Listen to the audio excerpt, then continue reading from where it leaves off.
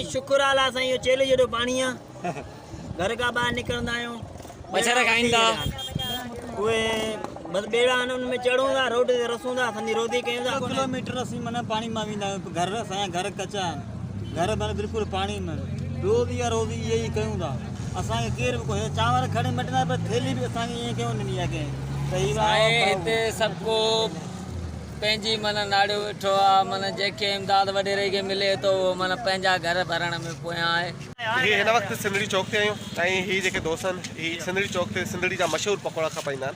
आहिनि ऐं सिंधड़ी जा मशहूरु पकोड़ा तव्हांखे मुख़्तलिफ़ शॉप ते मिलंदा आहिनि ही उतां वठी करे चौक ते बीहंदा आहिनि ऐं ॻाल्हियुनि में खपाईंदा आहिनि। हिननि जा बि घर हिन वक़्तु ॿुॾल आहिनि पाणी में आहिनि पाणी में अचनि था वरी पंहिंजी रोज़ी रोटी करे वञनि था पर जेका हिन वक़्तु जेका दिहाड़ी आहे हिन जी 250-300 मस बचत थिए थी उन्हनि मां ही पंहिंजा उहे ॾिठल घर जेके नथा ठाहे सघनि ऐं हिन जी सहायता जे लाइ बि ज़रूरु कंहिंखे सोचणु घुरिजे त ही जेके लो जिन इनकम आहे जेकी पकोड़ा खपाए पंहिंजो कारोबार कनि था हिन वक़्तु उहे बि वॾी मुश्किल में आहिनि ऐं हिननि खे बि हिन वक़्तु सहारे जी ज़रूरत आहे।